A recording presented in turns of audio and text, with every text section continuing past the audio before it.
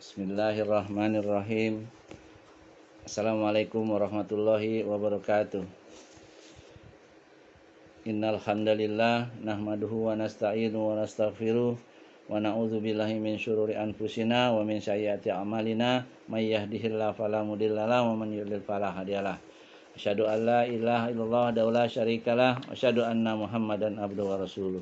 Ya ayyuhallazina amanu taqullaha haqqa tuqatih wa la tamutunna illa wa antum muslimun.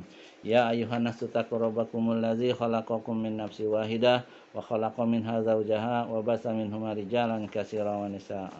Wattaqullaha allazi tasaaluna bihi wal arham innallaha kana 'alaikum raqiba. Ya ayyuhallazina amanu taqullaha wa qulu qawlan syadida yuslih lakum a'malakum wa yaghfir lakum dzunubakum wa may yuti'illah wa rasulahu faqad faza fawzan azima. Amma ba'du fa inna asdaqal hadisi kitabullah wa khairal hadi hadi Muhammad sallallahu alaihi wasallam wa syarrul umur muhdatsatuha fa inna kulla muhdatsatin bid'ah wa kulla bid'atin dhalalah wa kulla dhalalatin finnar. Bismillahirrahmanirrahim. Kita lanjutkan lagi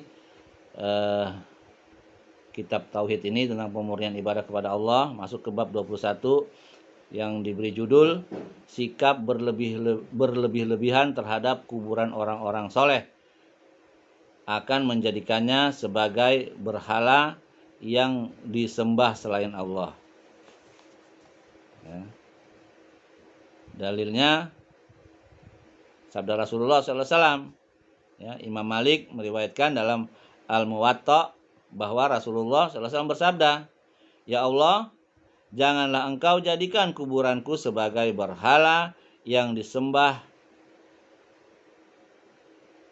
Allah sangat murka kepada orang-orang yang menjadikan kuburan nabi-nabi mereka sebagai tempat ibadah." Ya. Diriwayatkan oleh Ibnu Jarir dengan sanadnya dari Sofyan dari Mansur bahwa berkenaan dengan ayat ke-19 surat An-Najm, ya, surat ke-53, Al-Lata wal Uzza, ya, ayat ke-19.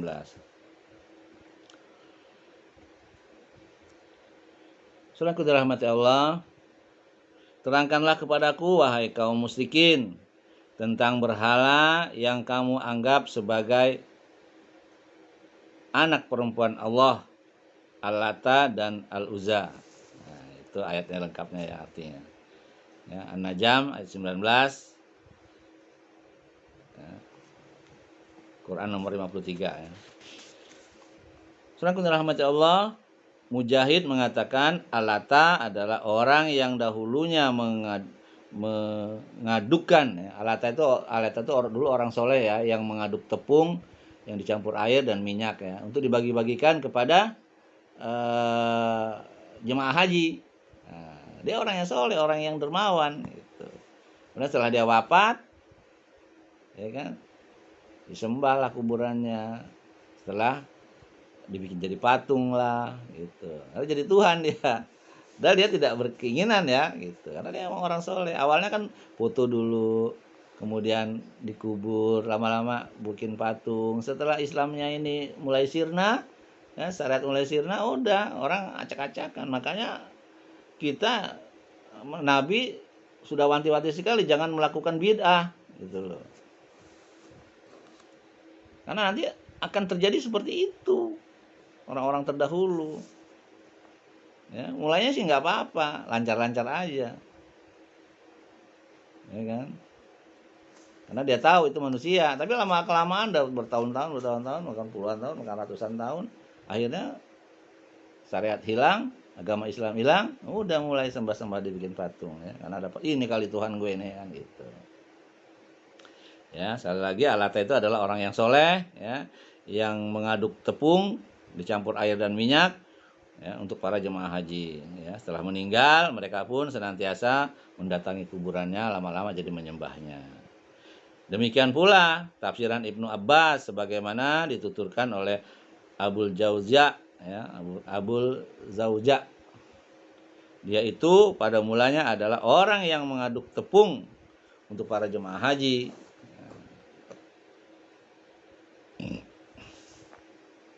Diriwayatkan dari Ibnu Abbas, ya.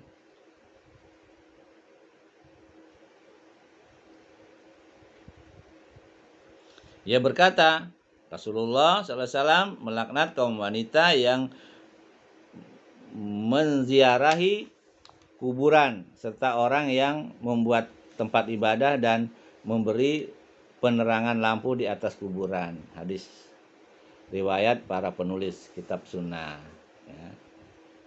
Jadi Nabi melarang perempuan ya untuk berziarah, apalagi sering-sering. Laki aja nggak boleh kalau sering-sering, ya. Kalau perempuan apalagi, ya. Karena perempuan itu nggak apa istilahnya, nggak nggak tahan gitu ya.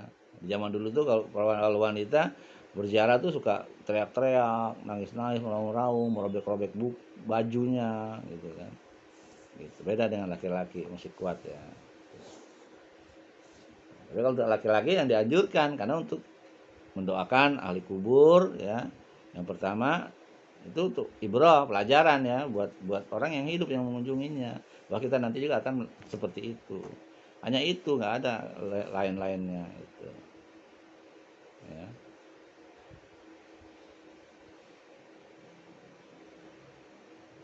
Sedangkan yang ziarah kuburnya untuk wanita itu Imam Syafi'i mengharamkannya. Sedangkan Hanafi menyatakan itu sunnah, artinya masih dibolehkan, ya. Sedangkan Imam Ahmad itu boleh. Gitu. Ya, memang lain juga masih membolehkan. Artinya ini hilaf pada antara para ulama, ya. Artinya ya kalau kita mau perempuan wicara ya boleh hanya sekedar ziarah saja ya, untuk pelajaran dan untuk mendoakan, nggak lebih dari itu. Dan nggak boleh teriak-teriak orang-orang, lagi pakai baju hitam sekarang ini kan aneh juga sih. Dari mana itu rumusnya? Gitu ya. Jadi dalilnya hanya 3 nih ya, sikap berlebih-lebihan terhadap kuburan ini yang di bab 21 ini ya, sudah saya sebutkan tadi ya. Kemudian faedah dari bab ini ya, kurang lebih ada 10. Yang pertama itu tafsiran berhala, ya. Apa itu berhala? Sesuatu yang digunakan selain Allah atau sesuatu yang disembah selain Allah, sesuatu yang diagungkan selain Allah. Nah, itulah berhala, togut ya. Seperti kuburan, misalnya batu, pohon dan sejenisnya ya. Gitu. Terus kandungan yang kedua ya, tadi tafsiran berhala itu apa? Tafsiran tentang ibadah. Ya. Ibadah itu maksudnya mengagungkan kuburan dengan dijadikan sebagai tempat melakukan ibadah adalah termasuk pengertian ibadah yang dilarang Rasulullah SAW. Syirik itu, ya. Bukan cuma dilarang, syirik hukumnya. Kalau kita nggak tobat, ya, karena perbuatan itu kita bisa masuk neraka, itu kekal, bukan cuma masuk neraka. Gitu. Yang ketiga kandungannya, Rasulullah SAW dengan doanya itu tiada lain hanya memohon kepada Allah supaya dihindarkan dari sesuatu yang dikhawatirkan terjadi pada umatnya sebagaimana yang telah terjadi pada umat-umat sebelumnya, yaitu sikap berlebih-lebihan terhadap kuburan beliau yang akhirnya kuburan beliau akan menjadi berhala yang disembah. Ya. Seperti tadi Lata, Uzza, ya kan, banyak patung-patung. Kalau Isa nggak ada kuburannya, Isa diangkat ya, menurut Islam Isa diangkat ke langit. Nggak tahu kalau menurut Nasrani ya apa ada kuburannya, tapi dibuat patung kayak gitu. Dan anehnya setiap negara beda-beda Tuhannya. Ya, di Indonesia mungkin putih kali ya. Kalau di Arab kayak orang Arab dia ganteng. Kalau di Eropa di Ethiopia hitam dia, dekil keriting pula ya. Aneh ya. Ya. Tuhannya beda-beda dia warna kulitnya tergantung negaranya. Kok heran kok disembah gitu ya. Gobloknya manusia. Bilang goblok nggak mau. Saya nggak menyembah itu. Saya cuman minta agar saya lebih dekat kepada Allah melalui itu, ya sama aja. Gitu. Kalau dikasih tahu nggak mau.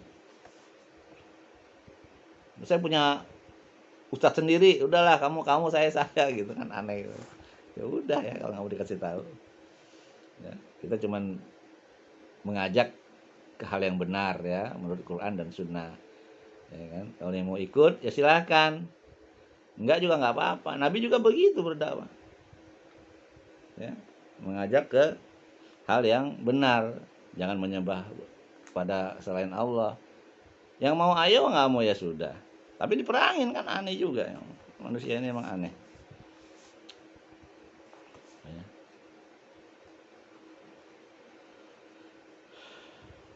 Yang keempat, yang kelima ya, bahwa Allah sangat murka terhadap orang-orang yang menjadikan kuburan para nabi sebagai tempat ibadah. Ya kan, Allah murka.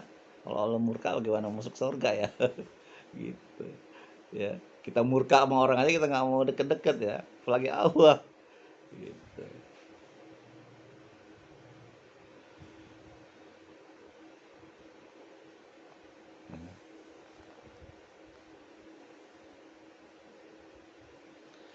Itu yang kelima. Yang keenam, di antara masalah yang sangat penting untuk dijelaskan dalam bab ini adalah pengetahuan historis tentang penyembahan Al-Lata. Berhala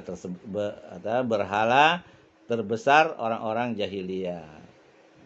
Ya kan? Ini nyembah tuh nggak tahu kalau itu tadinya si Lata itu orang soleh ya, orang yang dermawan, yang membuat tepung campur air, campur minyak untuk dibagikan kepada para jemaah haji. Karena bodoh nggak mau belajar ya. Kita juga kalau nggak belajar ya nggak ngerti juga bagaimana sholat Nabi yang benar, ya kan? Bagaimana cara Nabi berjarak, bagaimana cara Nabi bersedekah, bagaimana cara Nabi beribadah. Ya nggak ngerti kalau kita nggak belajar. Yang ketujuh, kandungan daripada bab ini, berhala ini asal usulnya kuburan orang yang soleh, yang diperlakukan secara berlebihan dengan senantiasa dikunjungi oleh mereka. Ya, makanya kita hati-hati tuh mengunjungi kuburan wali songo lah, wali apalah, wali gemblung lah, gitu kan. Hati-hati. Maksudnya apa? Baik kan? Maksudnya baik, berziarah kan gitu. Niatnya juga baik mungkin ya, nggak minta-minta di sana. Tapi kebanyakan ya terjerumus, mereka minta di sana. Karena kadang-kadang disuruh zina di tempat kuburan itu supaya dapat wangsit, kan gitu. Ada itu daerah Jawa itu ya.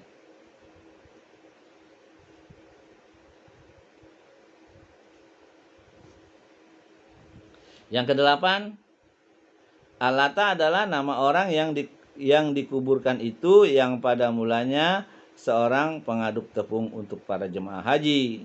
Ya, udah tadi ya. Yang kesembilan, Rasulullah SAW melaknat wanita penziarah kubur. Jadi hati-hati nih wanita nih ya. Gitu. Tapi itu hilaf para ulama itu ya, mazhab. Ada yang kalau menurut Imam Syafi'i kan haram hukumnya ya gitu. Tapi kalau sekali-sekali mungkin ya mendoakan, walau alam ya, saya tidak punya pendapat tentang itu. Itu para ulama yang mengatakan seperti itu. Ya seperti Imam Ahmad katanya itu boleh. Imam Hanafi sunnah, ya kan? Imam Syafi'i haram.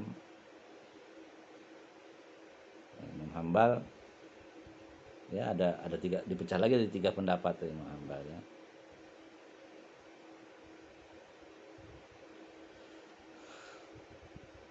Itu ya. Yang ke-10 kandungannya, beliau juga melaknat orang-orang yang memberi penerangan lampu di atas kuburan. Nggak boleh ya selentera gitu. Itu kayak orang Cina gitu. Gitu. Kita ini orang apa ya? Cina apa Islam gitu, Buddha apa? Gitu.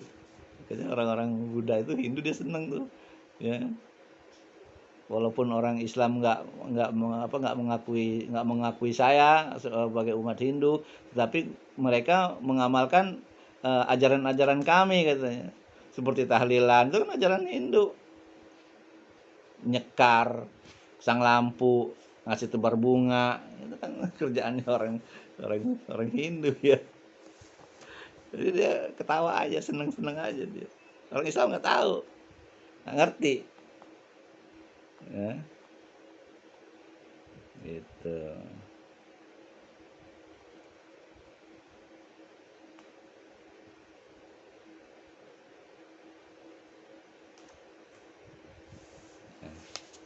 Seperti menulis nisan di atas kuburan, ada yang membolehkan, ada yang tidak. Sebaiknya yang benar ya enggak ya. Kalau kita lihat kuburan di Baki itu enggak ada ya nama siapa. Tapi kalau Ibnu Hajem itu membolehkan dia menulis nisan ya. Sebenarnya nggak perlu, buat apa sih gitu ya. Baik, itu ya bab ke-21. Sekarang kita lanjutkan ya ke bab 22. Karena ini berkaitan ya. Tindakan Rasulullah untuk melindungi tauhid dan menutup setiap jalan menuju syirik. Ya, jadi berkaitan. Dalilnya yang pertama firman Allah surat Al-Bara'ah atau At-Taubah ya, ayat 128 ya, surat ke-9 ayat 128. A'udzubillahi minasyaitonirrajim. Laqad ja'akum rasulun min anfusikum azizun 'alaihi ma anittum harisun 'alaikum bil mu'minina raufur rahim. Artinya, sesungguhnya telah datang kepadamu seorang rasul dari kaummu sendiri, berat rasanya olehnya penderitaanmu, sangat menginginkan keimanan dan keselamatan bagimu, amat belas kasihan lagi penyayang terhadap orang-orang mukmin. Jadi Rasulullah itu luar biasa ya, menyampaikan wahyu dari Allah. Tujuannya dia sayang dengan umat ini ya, sampai dia mau wafat aja umatku katanya. Kemudian dalil yang kedua, hadis Rasulullah SAW yang diriwayatkan dari Abu Hurairah radhiyallahu anhu. Rasulullah SAW bersabda, janganlah kamu jadikan rumah-rumah kamu sebagai kuburan, dan janganlah kamu jadikan kuburanku sebagai tempat perayaan. Tetapi ucapkanlah salawat untukku, karena sesungguhnya ucapan salawatmu sampai kepadaku dimanapun kamu berada. Hadis riwayat Abu Daud dengan isnad hasan dan para perawinya thiqah ya, kata dalam hadis ini ya. Gitu. Jadi artinya ini jangan juga dijadikan dalil ya, bahwa di sini jelaskan jangan jadikan rumahmu sebagai kuburan. Maksudnya jangan sampai rumahmu tidak ada bacaan Al-Qur'an.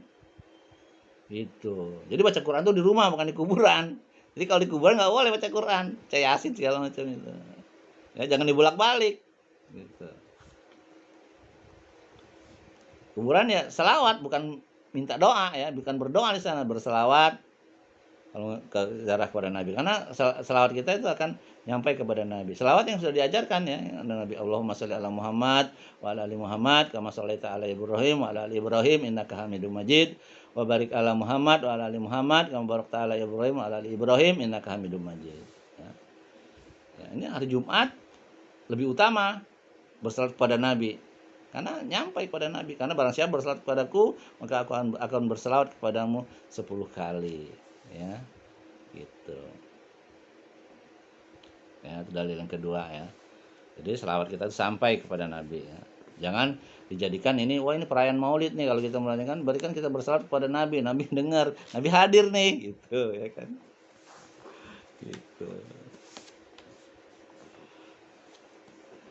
Ya, kita ini emang aneh ya.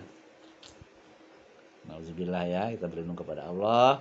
Jangan sampai kita tergelincir dari hal-hal yang tidak sesuai dengan sunnah Nabi Sallallahu Alaihi Wasallam. Kemudian dalam hadis yang lain, Ali bin Al-Husain radhiyallahu anhu menuturkan bahwa ia melihat seorang datang ke salah satu celah pada kuburan Nabi SAW lalu masuk ke dalamnya dan berdoa, maka ia pun melarang orang itu dan berkata, maukah kamu aku beritahu sebuah hadis yang aku dengar dari bapakku, dari kakekku, dari Rasulullah SAW.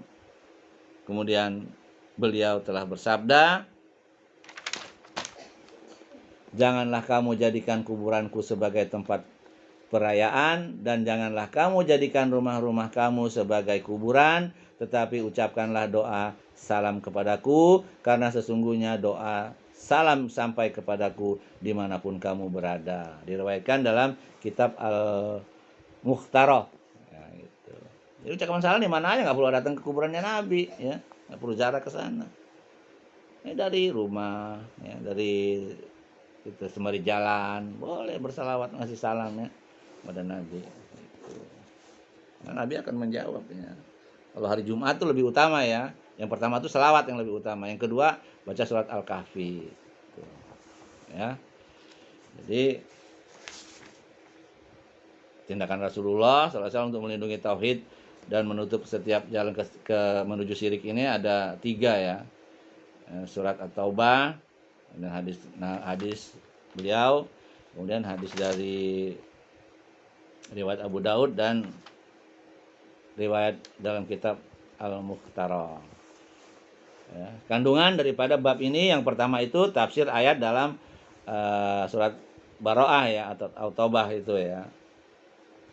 Ayat ini tafsirnya ya, dengan sifat-sifat yang disebutkan di dalamnya untuk pribadi Nabi, dan menunjukkan bahwa beliau telah memperingatkan umatnya agar menjauhi syirik yang merupakan dosa paling besar. Karena inilah tujuan utama diutusnya Rasulullah SAW. Ya. Dosa syirik dosa paling besar itu. Dan dia keluar dari Islam, jadi kafir dia. Dan kalau dia nggak tobat, ya buru wafat, ya kekal di neraka. Ya. Nah, itu nggak ada hisab kalau orang kafir itu, langsung jeblos ke neraka dia. Beda yang ada hisab itu orang-orang Islam. Ada yang dihisab, ada yang tanpa hisab, ya kan? Ada yang dihisab tapi Allah ampunin. Ada yang dihisab tapi Allah jeblun juga ke neraka gitu. Dibersihkan dulu dalam neraka. Ya, kita berdoa kepada Allah mudah-mudahan kita masuk surga tanpa hisab ya. Orang tua kita, mertua kita, istri dan anak-anak kita, suami kita, ya. Kita berdoa kepada Allah agar masuk surga Firdaus yang tinggi bersama Rasulullah SAW dan para orang-orang soleh, ya, surga Firdaus tanpa hisab. Ya. Kandungan yang kedua, Rasulullah SAW telah memperingatkan umatnya dan menjauhkan mereka sejauh-jauhnya dari syirik, serta beliau telah menutup setiap jalan yang menjurus kepada syirik. Nah, tutup semua sama Nabi ya, tapi masih aja lolos ya. Gitu. Tapi di zaman sekarang karena orang nggak mau belajar ya. Karena syirik itu tanpa kita sadari kadang-kadang ya. Makanya kalau kita ibadah itu ya sesuai dengan dalil lah, Quran dan Sunnah lah. Jangan karena baik ini baik itu baik, akhirnya sesat kita.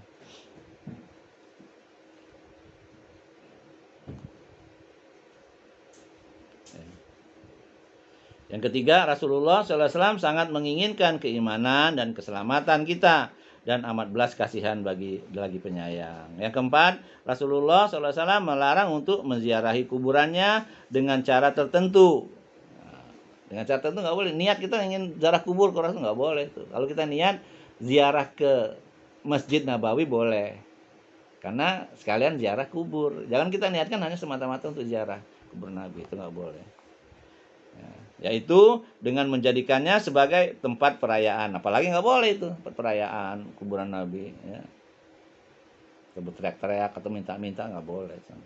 Padahal ziarah ke kuburan beliau termasuk amalan yang amat baik ya, tapi nggak boleh disimpangkan gitu ya. Kita niat untuk berziarah kubur aja dari Indonesia ke sana nggak boleh. Kita niat untuk ziarah ke masjid beliau SAW, kemudian di situ kan sekalian ziarah.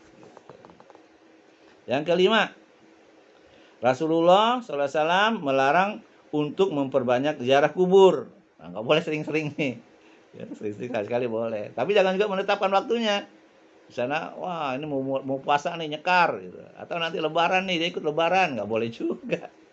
Ya, sekali-sekali. Atau khusus hari Jumat itu nggak boleh juga. Sekali-sekali aja kalau kita ingin ya rindu misalnya kita ingin mendoakan. Sebenarnya doa dari rumah juga bisa sebenarnya. Sekali-sekali boleh. Ya, karena Rasulullah melarang ya untuk memperbanyak ziarah kubur. Yang keenam, Rasulullah SAW menganjurkan untuk melakukan sholat sunat di rumah. Ya, jadi untuk laki-laki ya, sholat sunat itu di rumah lebih utama. Gitu. Karena takut jadi ria kan gitu. Ya. Ria itu juga termasuk perbuatan syirik ya, syirik kecil. Ya. Karena kalau kita ria, otomatis amal kita kan ditolak. Kalau syirik kecil ya amal itu aja yang ditolak gitu. Kalau syirik besar, semua amalan kita ditolak tuh. Dari sejak kita beramal sampai kita melakukan kesyirikan besar itu. Kemudian amal kita selama 40 hari nggak diterima. Gitu. Ke depannya. Bukan berarti kita nggak boleh ibadah. Wah, karena nggak diterima nggak usah ibadah lah. Nggak begitu juga. Tetap kita ibadah. Tapi kita nggak diterima amal kita selama 40 hari. Makanya ancamannya berat berbuat syirik besar itu. Ya. Jadi jangan macam-macam. Kalau sebelum taubat ya neraka kekal di sana. Kalau syirik kecil, ya itu seperti ria atau syirik khafi yang tersembunyi. Itu hanya amal yang pada saat dia lakukan itu aja yang nggak diterima. Gitu. Yang amal-amal yang lalu terima. Amal yang akan datang kalau dia nggak berbuat ria, tidak diterima. Makanya sholat sunnah dikhawatirkan ria lebih utama itu di rumah untuk kaum laki-laki. Ya. Untuk sholat fardu di masjid. Gitu. Tapi kalau untuk perempuan ya lebih utama di rumah semuanya. Kalau laki-laki ke masjid itu sholat fardu dapat 27 derajat.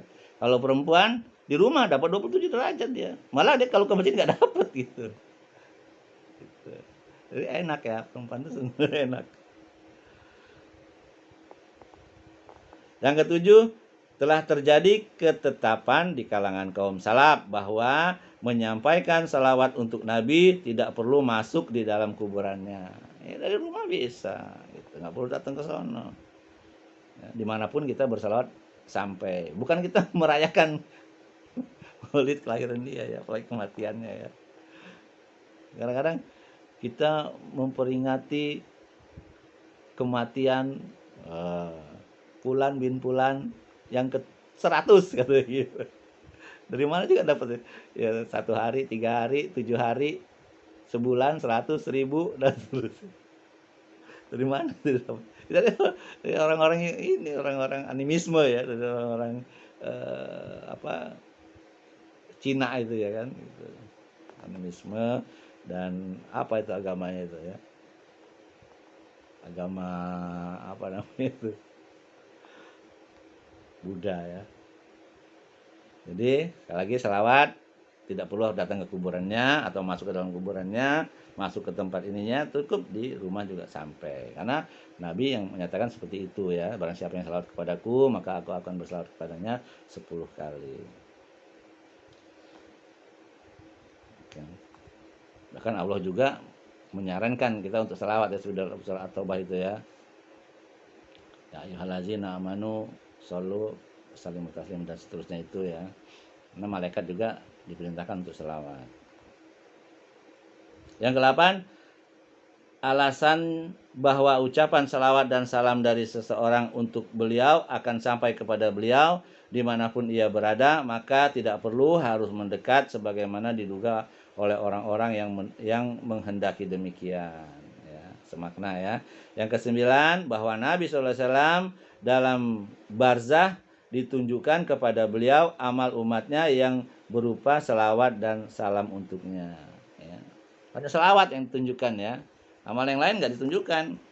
Makanya begitu di padang mahsyar ya, orang-orang bergerombolan banyak sekali ya, mukanya juga cerah dari wudhu tangannya gitu kan, dihalau untuk mendekati telaga Rasulullah sama malaikat. Kemudian dia bilang itu umatku. Dari mana kau lihat? Dari cahaya mukanya, dari cahaya wudhunya.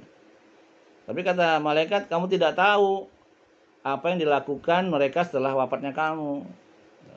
Ya dihalau, nggak boleh. Nah, apa itu? Orang yang melakukan bid'ah yang menyelisih Nabi. Nggak dapat dia telaga Rasulullah, yang dimana kalau kita minum, kita tidak akan haus selama-lamanya di akhirat kelak. Tak enak kan. Makanya sekali-sekali kalau kita melakukan bid'ah, ya tobatlah, udah tobat. Tapi memang susah ya, kalau pelaku bid'ah itu nggak bisa tobat dia. Kenapa? Karena dia merasa benar amalannya. Jadi nggak bakal bisa tobat. Setan seneng tuh. Nggak perlu dijagain sama dia, ahlu bid'ah itu. Biar aja, karena dia merasa benar. Beda dengan ahlu maksiat ya. Seperti orang yang membunuh tadi kan, 100 orang. Dia tahu itu perbuatan jelek, makanya dia bisa tobat. Seperti pelacur itu. Dia tahu itu perbuatan jelek. Dia tobat. Ya. Padahal dia belum beramal. Seperti orang yang tadi yang 100 orang mati ya. Yang saya jelaskan sebelumnya. Membunuh orang 100 orang. Kemudian dia mau tobat. Belum sampai ke tempat dia tobat, wafat. Maka surga di tempatnya. Ada juga wanita yang memberi minum anjing, ya. Padahal anjing itu makhluk yang haram, ya, najis ya. Tapi karena dia ikhlas, ya, ingin tobat, dia diambil, dia turun lagi, dikasih minum ke anjing, kemudian dia wafat. Dia belum beramal apapun, baru cuma satu itu amalnya, mau tobat, masuk surga dia, gitu loh. Ya. Artinya masuk surga itu kalau kita nggak keras hati kita gampang ya. Hati kita keras aja, sok pinter, ya, sok berlebihi ajaran Nabi. Nah itu. Ini kalau orang yang melakukan bid'ah susah mau tobat, nggak bakalan dia bisa tobat ya, karena dia merasa benar gitu loh. Maulidan benar kok, bagus kok, baca Yasin di kuburan benar kok, tahlilan benar kok, itu baik kok. Nah gitu. Bertanya mana larangannya? Wah, balik lagi larangannya. Ya, sekali lagi saya katakan, kalau ibadah jangan ditanya larangannya, nggak bakalan ada. Yang ada, mana dalilnya kalau kamu melakukan ibadah itu. Kalau dunia, jangan ditanya dalilnya, tanya larangannya. Ya, gitu. Seperti makan tempe, Nabi kan nggak pernah makan tempe, ya kan? Nggak ada dalilnya. Oh, Nabi nggak makan tempe loh, gitu. Tapi orang, Nabi fitrah nggak pakai beras loh, gitu. Kamu pakai beras, bid'ah tuh, gitu. Gile loh, gitu. Gitu. Padahal hadisnya kita bayar zakat fitrah itu makanan pokok. Makanan pokoknya apa kita di sini? Ya nasi, beras. Kalau kita bilang beras, itu makanan ayam katanya. Aduh, masalah. Ya nggak mungkin lah kita makan beras ya. Dimasak dulu udah pasti, harusnya mikir juga dia ya. Jangan ngawur itu kalau ngomong. Ya. Itu aja ya yang bisa saya sampaikan. Mudah-mudahan ini bermanfaat untuk diri saya, untuk akhirat saya kelak ya. Untuk antum juga, kebenaran itu milik Allah. Kesalahan itu milik diri saya sendiri karena kebodohan saya, karena minim ilmu saya. Tentunya saya mohon ampun kepada Allah dan mohon maaf kepada antum ya. Sekali lagi saya mohon maaf. Subhanakallah bihamdik, asyhadu alla ilaha illa anta, astaghfiruka wa atubu ilaik. Assalamualaikum warahmatullahi wabarakatuh.